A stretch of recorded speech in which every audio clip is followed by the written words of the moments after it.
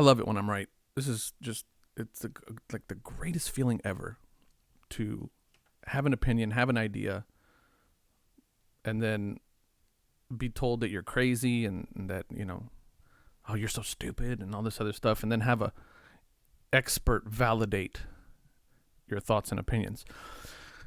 What's up, everybody? Welcome back to another episode of Retro Hoop Collectibles. This is quite possibly one of the best videos, I think, to come out. If you already saw the title and you saw the thumbnail, one of the greatest videos to come out talking about SGC and PSA and the current state in the market. You guys know I've been riding with SGC for a while now, and that's essentially the company where the majority of my cards are going to go.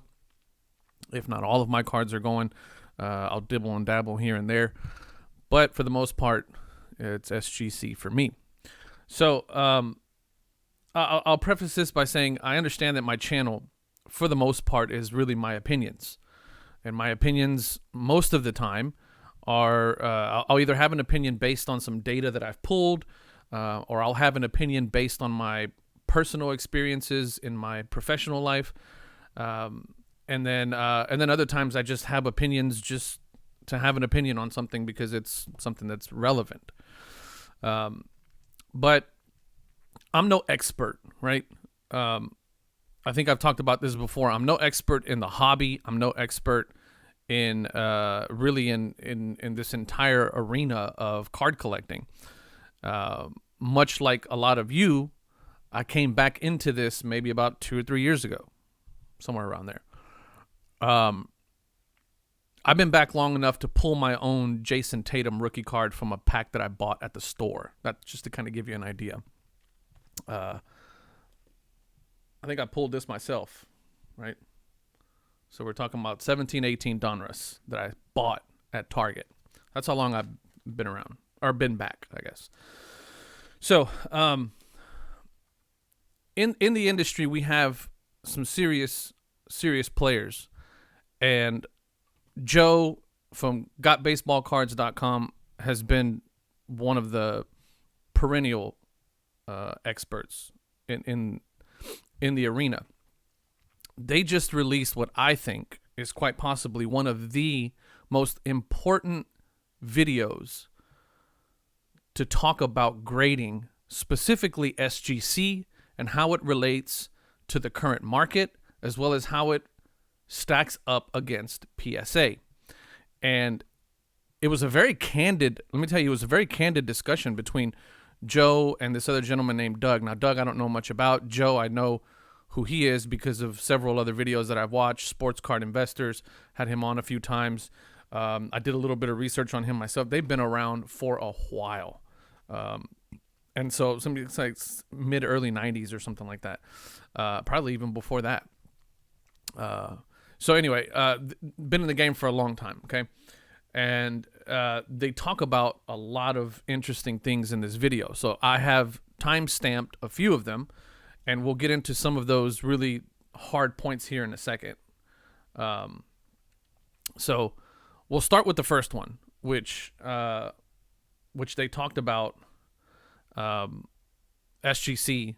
They started talking about SGC versus PSA. I think this is what the first one is. Doug, let's talk numbers. Yeah, I like to look at it one card at a time, just so we can see where the math falls for choosing PSA or SGC. So the example would be is if you could take the same card and grade it with both companies, and let's just say that your PSA slab comes back and it's a Gem Mint 10, and your SGC slab comes back and it's a Gem Mint 10.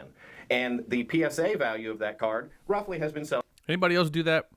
Is it just me? Does anybody else do that? Because I like sometimes people talk a little too slow for me, for my brain, and I have to do that. Sorry. Let's say like $600. So in order for you to see the benefit from the grading, benefit and the cost, you got to recover the cost of grading. We've got $180 for one card with PSA, and we've got $30 with one card from SGC. Yeah, right. That's $150. So if you sold the SGC for $450, you'd be making the exact same money if it sold with PSA for $600. Right. How many people have said, "Oh, you're never gonna make the same amount of money. You're wasting your money sending your cards to SGC, PSA for life, all this other stuff." And I don't think I have ever disagreed with the fact that PSA brings in the most amount of money for your cards. That's something that at the beginning of, I encourage you to go watch this video. I'll link it in the description to watch the entirety of the video, because at the beginning, Joe starts off by saying, hey, listen, there is no doubt that PSA is the #1 company when it comes to resale value. So that's always been a thing. But again, if you do the math, just as Doug just did right now, I think his name's Doug, just as he did right now, the math does not compute, right? If you're going to wait 12 months or 10 months, even 9 months for your cards, and you sell it at and you send it off to SGC, get it back in 6 weeks, and flip it for a quarter of the price, for 25% less, the cost of grading alone is going to get covered. Plus, you can do it multiple times. And that's another thing that they're going to get into here in a second. This is another timestamp. I should have kind of thought about it. But right now, we're seeing we're seeing more people turning to SGC and even CSG as well as alternatives for affordable grading. It's not beer. From a reputable company. And SGC lately has kind of risen. I'd say the numbers we're seeing on them seem to be growing weekly. More and more customers are bringing in cards for them because they're understanding they're a great alternative. We personally have sent them a lot of cards. We're personally recommending, especially vintage. They're very strong in the vintage market, and so because there's a lot of times you don't see a big discrepancy. I mean, the most expensive vintage card ever sold was in an SGC holder, the Hannes Wagner. So, which recently sold. Beckett slabs have sold for the most money ever. PSA slabs also. It really is more about the card itself and the holder. We understand pricing and the market will set the price. But I can tell you that there will be no options for the middle grade $50 and $100 card. They're going to be, right now, it's going to be SGC and or CSG. So what do you do, Joe, if you've got 100 or 200 or 300 cards that you're sitting on that are in that $50 to $100 price range? Right.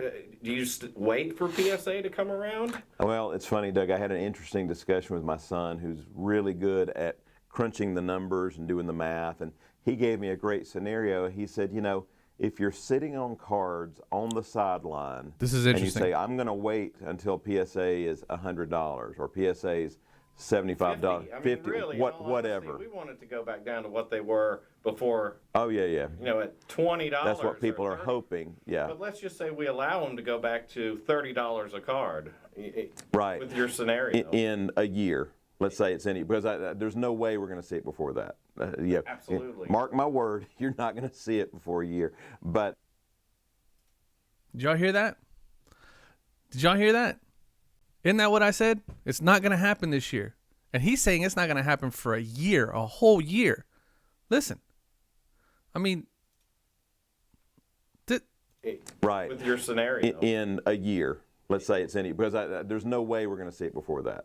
Yeah. Absolutely. Mark my word, you're not going to see it before a year. But if ever, there's a lot. When I was recently at the industry summit, I had debates with a lot of friends who said, PSA, other leaders in the industry said to me, you will never see PSA under $75 a card again. We'll run that back. I'm not going to see it before a year. But I'm going to run that back. There's a lot. When I was recently at the industry summit, I had debates with a lot of friends who said, PSA, other leaders in the industry said to me, you will never see PSA under $75 a card again. You will never see PSA under $75 again. That was their opinion. I said, I think they may get down to 50, but it may be a year, 2 years.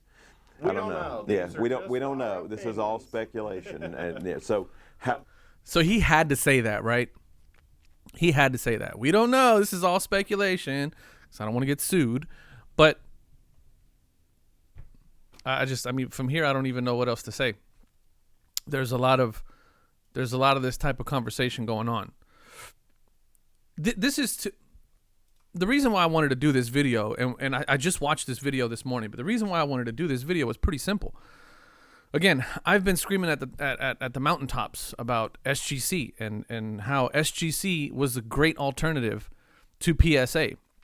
I started off subbing with PSA 2, and I immediately got burned, right?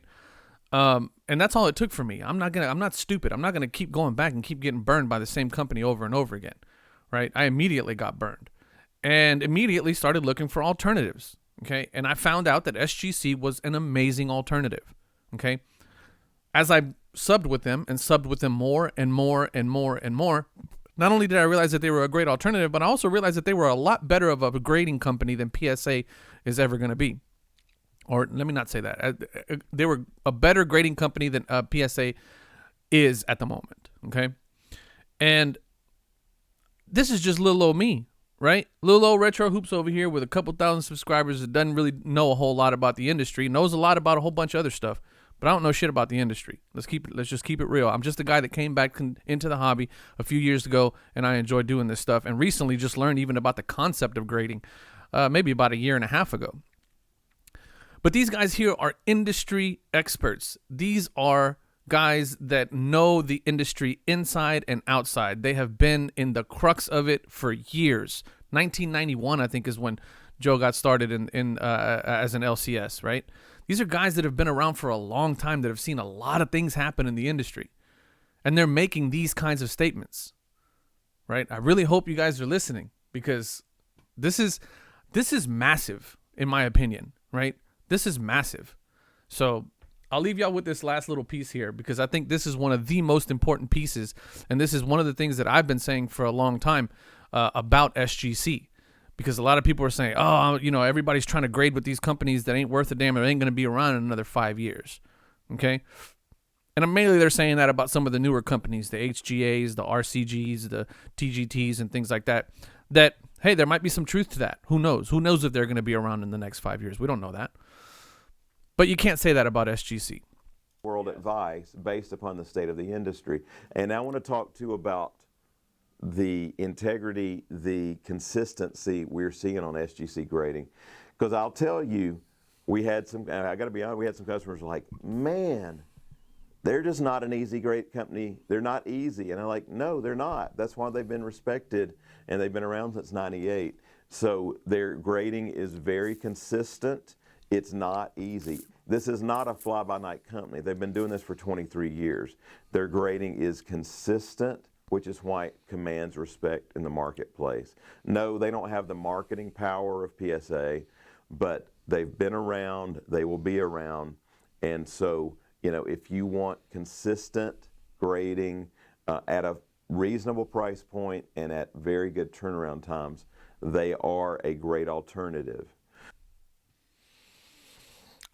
I encourage you to go watch the rest of this video. I really do.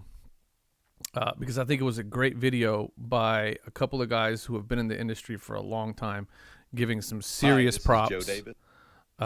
Giving some serious props to SGC and in the market, and making a whole lot of sense in terms of turnaround times, money. If investing is your game, then hopefully you're smart enough to at least know that the numbers don't make any sense when it comes to the difference between PSA and SGC. And they talk about that. Again, I'm just the guy who has a camera and an internet connection, right?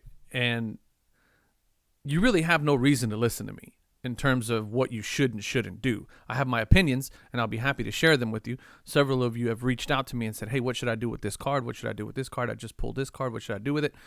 And I've given you my opinion based on what I know, based on what I've experienced, which is very minimal. Now, these guys, they see thousands and thousands and thousands of cards every day. At the end of the video, Joe talks about how they're going to be highlighting a bunch of different companies. But the fact of the matter is that they only represent 4. SGC, BGS, PSA, and CGS, or CSG, or whatever. What's the other one that does the comic books too? Anyway, they only represent those 4, okay? They have a reputation that they need to be very protective of. And so, of course, they're not just going to go with any company. But I really think that their opinion counts. Their opinion holds a lot of weight in the industry, and they're players in the game. When you talk about industry insiders and you talk about movers and shakers and captains and titans of industry, within the card community, within the card industry, those guys are about as big as it gets. Okay, they're up there with your Burbanks and your what's the other one that's online? Not Probstein. Is it Probstein? You guys know what I'm talking about. The big sellers online and stuff like that. They're up there. So I hope you guys watch that video. I encourage you to go watch it. Go watch it in its entirety from start to finish. I took a little bit of excerpts from this, but the overall theme of their video was to talk about SGC. And they went into some details about some other things and stuff like that. But there was those snippets that I showed you were just a handful of takeaways that I grabbed from that video, and I was like, this video is massive. I have to talk about this. I have to put this out there. And if you're not subscribed, go subscribe to their channel. They got some pretty good stuff. So anyway, I'll leave you guys with that. Let me know in the comments what you think. Leave me a comment as to what you think about that video, what your thoughts are on SGC. If you were completely against SGC, or maybe on the fence as to whether or not if you're one of those guys that's sitting on 300-400 cards waiting for PSA to come back. After watching that video, does that change your mind any? After watching this video, does it change your mind any? Does it give you at least some insight? Let me know. All right. I'll catch you guys on the next one. As always, I love y'all. Peace.